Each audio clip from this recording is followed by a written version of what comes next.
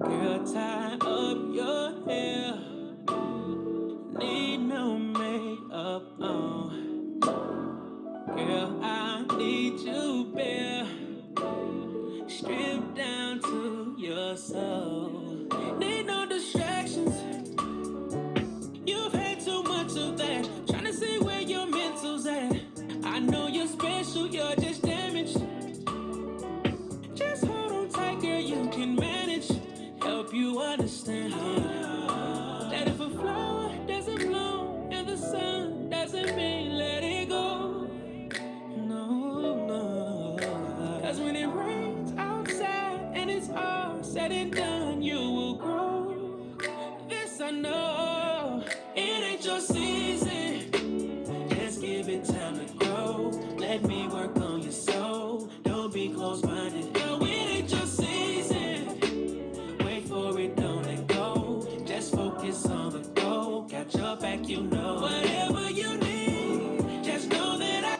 All right, welcome to Life Talk 21, the show that is designed to motivate you, to inspire you, and to give you strategies to help you live in the 21st century. And I am your host, Eric Wortham, behavior specialist, educator, author, speaker, and disabled veteran. And today I just want to come to you about, similar to things that I've been talking about here lately. And today I want to talk about basically, I titled it, Why Do You Hate Me? Or it can simply be, Why Are You Hating on Me? But why do you hate me? And the reason that I was inspired to talk about this today is because of, just because of the hate that we share toward one another. And, it just, to me, it's just getting to the point to where it's just not good. It's not good, because I believe one way, you believe another way. Uh, you know, we're not looked at as good people, or we say mean and nasty things to each other. And so, basically I just want to talk a little bit about where a lot of the hate comes from, because uh, it is my hope that you would take the information that I give you and think about some of those things the next time that you call somebody a name and call them stupid and call them idiots and stuff like that, just because they don't believe and take your opinion about things. You can think about this, because I think the way that we handle most situations is by communication and education. So the more we're educated about things, the better we are to understand other people. And that's what it's about. We have to be able to understand other people. We got to be able to understand that we're different. We see things differently. You know, we feel like our route to success is a little bit different, but we all want the same things. We all want to be successful. We all want our families to be taken care of. We all want good health. So those are the commonalities. We all want and desire the same things. It's just we have different ideologies about how we're going to get there. So why do you hate me? So basically, I want to teach you, because I've had a lot of people to come to me to basically debate about, I've had, for some reason, I've had quite a few people that come and say Christianity is not real and stuff like that. And even though they don't have enough information, because if you're going to say something is not real, or it's not effective, it's phony, you need to first of all have the information right. You need to be educated on what you're talking about. That's one of the problems that we have. We're talking about people We're talking about their what they believe. We're talking about their ideologies, but we don't have enough background information. I got people, giving me a scripture to back up what they're saying, a scripture or two scriptures. You can't, you absolutely cannot take a scripture and make a whole belief out of that one scripture. You can't do that. Let me tell you how scholars like myself, I graduated from a Bible college, university, and one of the things that we had to do is we had to learn the rules in dissecting, different books, different things that we read, because it's an art to it. You just don't start reading and then get your own interpretation, because remember, we're in the 21st century.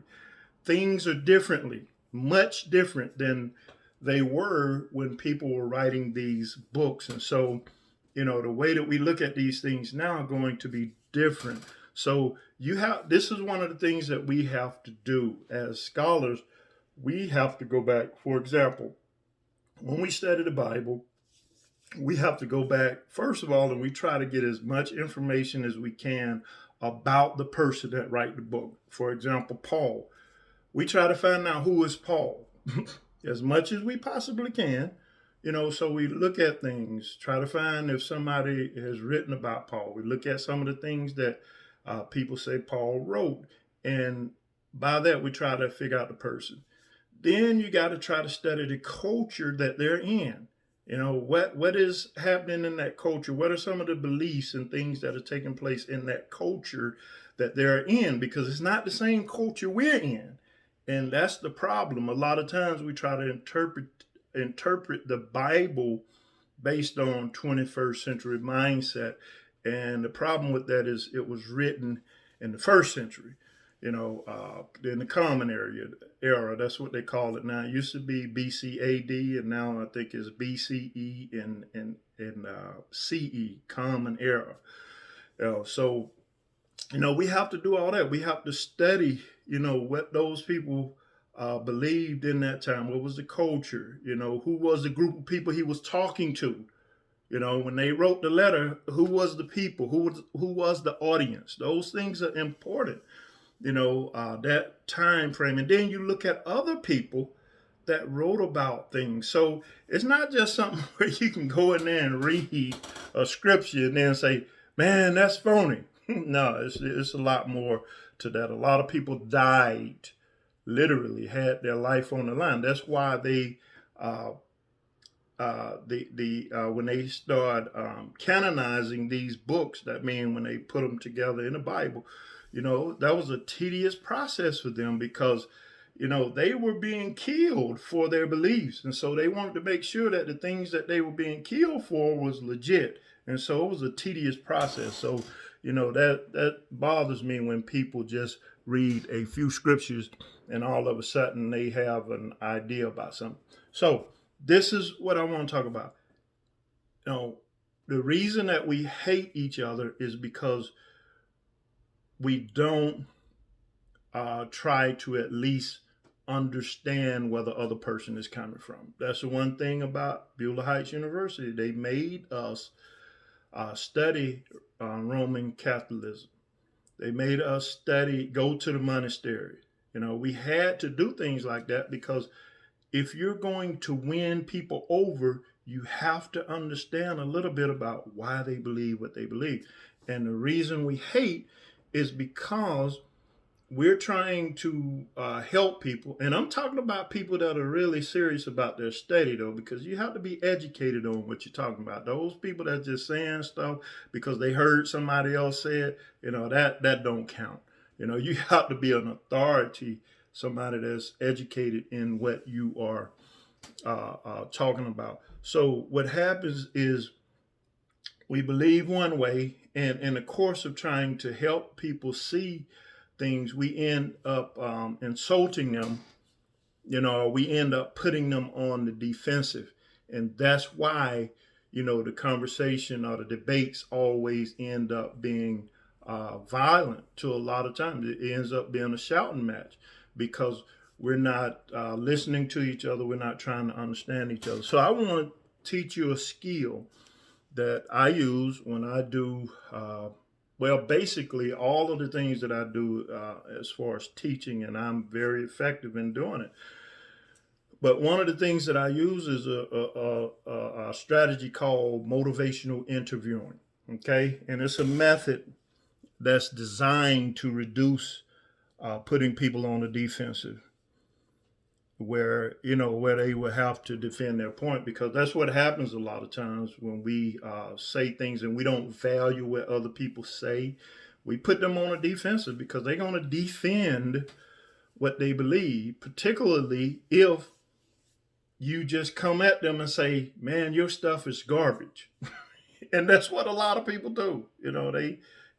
Even when trying to convert people to whatever you believe, Christianity, Islam, whatever it is, you can't do that forcefully, because all you're going to do is make people hate you, not make people want to get on your side. And we're going to talk about that anyway. But this is motivational interviewing is it's a technique that we use when I'm doing DUI school. And so I'm going to give you an example of how I do it. So in DUI school, one of the things that we're trying to do is get people to understand the dangers of making these high-risk choices. High-risk choices are those choices that we make that jeopardize the things that we value. If I'm going to drink so much, get behind the wheel of a car, then I'm jeopardizing all the things that I value, because the chances of me ending up in a wreck, the chances of me getting a DUI, all of those things are increased because of that high risk choice that I made. And so that's what we try to teach people, that some of the high risk decisions that you're making are going to put you in a position where you are addicted, and then you start using something that you start doing on a casual basis or doing for fun. All of a sudden, it becomes something that you can't stop. So we try to teach them how that process happens. And so what we have to do is we have to sort out a whole lot of other things. So, for example, when we're talking about risk reduction, one of the methods when we do motivational interviewing, the first step is that we start with what they already believe. Even as teachers, that's what we try to do when we're teaching the curriculum. We try to start out with what they already know. We want to find out what they know already. We do those assessments first. The first day not the first day, but within that first couple of weeks, we're assessing. We're trying to find out what the students know. And so it's the same way with DUI school. We want to start with what the people in the class know, okay, already. So we pose questions to them to get them to be honest about, the things that they know. And so this is how we pose the question, though. We ask them questions in a way that allow them to be honest and not attribute their answer to themselves. So this is what I mean. We ask them like this. What will most people say is the type of person that would be addicted? So that's what we're trying to do. The first thing that we start doing is tearing down, the notions and some of the views that people already have about, people being addicted. So we start to work on those things. And so we start out by saying, what do you think most people will say is the type of person that will be addicted? Okay, so that's the difference. What do you say most people would say? Okay, or what do you think most people would say about what type of person will be addicted? So now what that does is it's taking it off of them and now they can be honest because now they're only talking about what most people say, not about what they say, even though we kind of know that it's probably what they believe too, but that's not the point. We want to get them to be honest. So that's the first step is we start with what they want, know, and we want to ask them questions, so that they'll be honest. We don't put them in the defensive. Because if a lot of people come into that class thinking that all we're going to do, all I'm going to do is be telling them what they can and can't do, that's not it. That's not it. We don't want to put people on the defensive, because if you put them in a position where they have to defend what they believe, you're not going to get anywhere. Okay? So we start by asking that question that way. Well, what most people say is the type Power of person. off. And so when they say this, when they get to the response, these are some of the responses that I get most of the time. People with mental illness, those are people that will be addicted. People that are poor, people that are weak-minded. Okay, these are just some of the things that we say. And so we make a list of those things. Okay, we make a list of those things that they say. These are the type of people that will be addicted. And then the next step is we try to validate some of their responses. We try to look at, how you can see that they feel that way. For example, I would, when somebody say mental illness causes those people to be addicted. That's why they're addicted, because they have mental illness. So, and I'll say, you know what? I can see why you feel that way. I can get that. Somebody that's dealing with a mental illness, they get in, especially depression, they get into that depressed situation, then they want something to help them to get out. Poor people, they're poor, they're struggling, trying to pay bills and stuff. You got all this stuff going on, so you drink to try to take yourself away. It's a way out, and weak-minded people. They're weak-minded, so they're easily influenced. Again, and so we try to look at, or to validate and say that I understand, I see how you feel that way. You see the difference?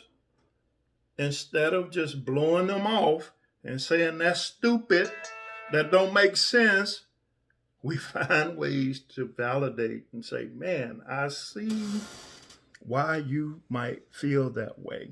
Okay? And then in step 3, this is the key part. This is why I say you have to be educated yourself on what you're trying to help people with. Because step 3 is we offer them truth, information that has been researched and studied and have proved to be going in the right direction. So we offer them information. We offer them facts. We offer them information that has been researched. And the organization that certified me for alcohol risk reduction is called Prevention Risk Institution. And that's all they do is research. They do research every day, all day long, for years and years and years. They do research. And so that's the next thing that I do is I offer them the information based on the research.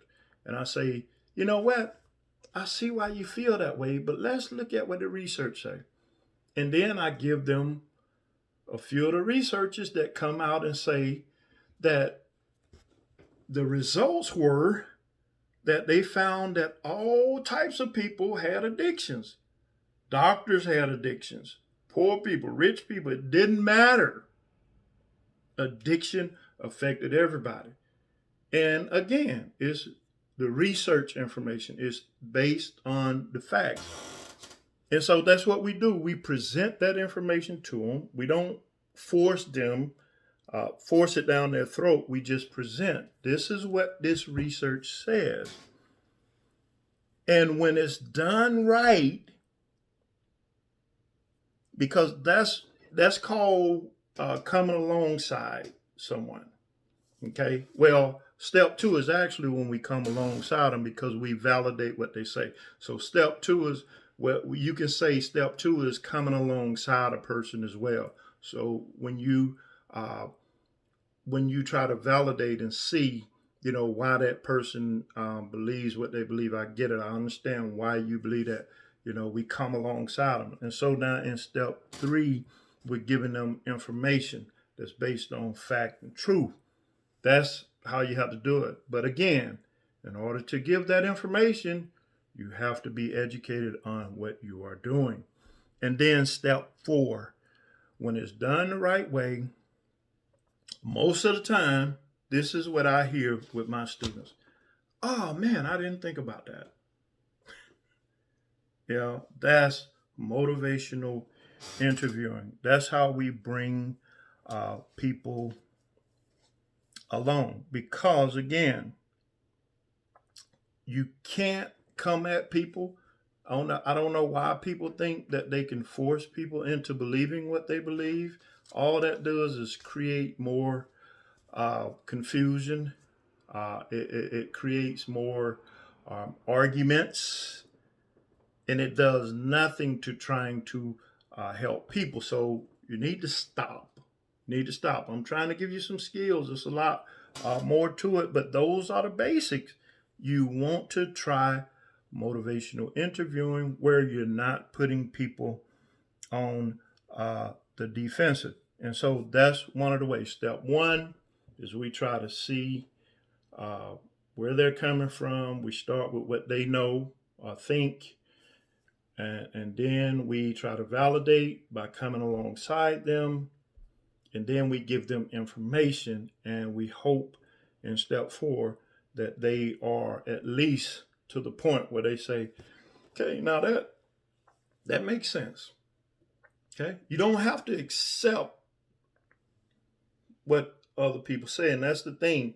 When they come to my class, they don't have to accept the information that I give them, but I give them the information in hopes that they would take the information to help themselves be better. And so that's the thing that I am talking about. So if you are trying to help people, or you're trying to convince people to believe what you say, the first thing is you got to be knowledgeable about what you're talking about, and then you have to make sure that you're not putting people on the defensive, because if you do that, you're not going to go anywhere. And I just want to talk about this briefly too, because a lot of people think that it's our job to go out, because I'm a Christian, and a lot of people think that it's our job to go out and force people to change and convert because they're going to go to hell. And that's just not how it works. This is how it works. God has to enable a person first. There's something that has to happen within that person first. Okay, heart, they have to be dealing with something and they're looking for answers.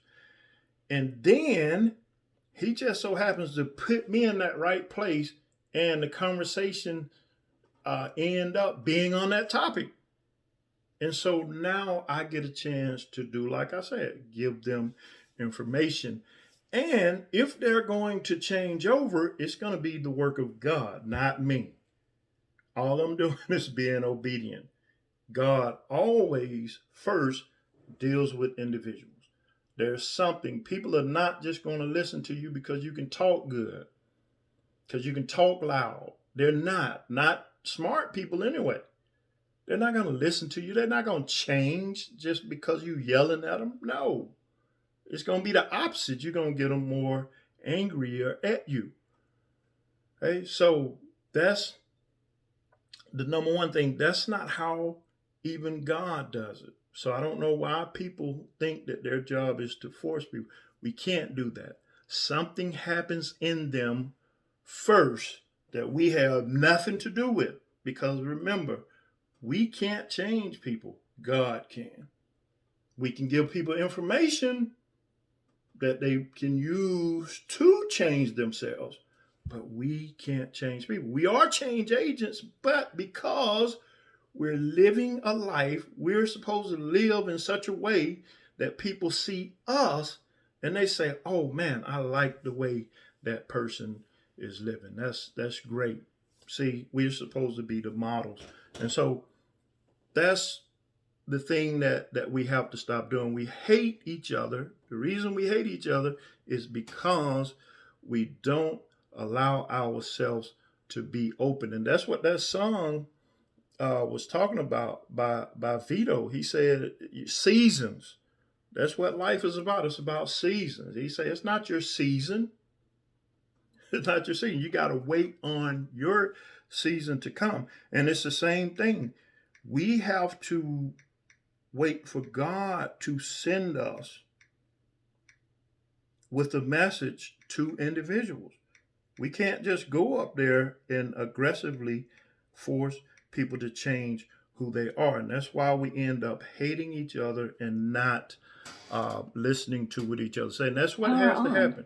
That's why I was glad to hear, at least Joe Biden say yesterday that the main issue and the main goal for us is to try to kind of like bring this country together, because clearly we're divided, and we're going to keep being divided unless we learn how to be open to people and at least understand why they believe what they believe.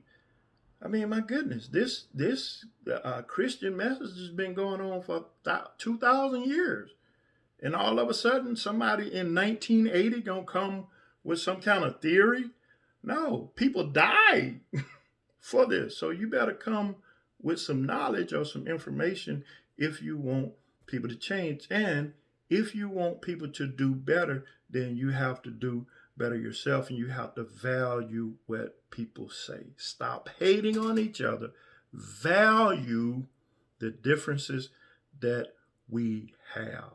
Hey, the uniquenesses that we have. Again, we have different ways of getting there, but if we listen to each other, if we value what each other believe, we can come together and we can make things happen. Hey, I'm Eric Wortham. Be all you can be by doing all you can do. Thank you. Girl, we're a team. Won't let nothing get past you. I'm here, shawty. We all got problems, baby. You're not alone. But you gotta be patient and let your flower bloom. Wait on your season. Protect your investment. Learn from that lesson. Wait on your blessing.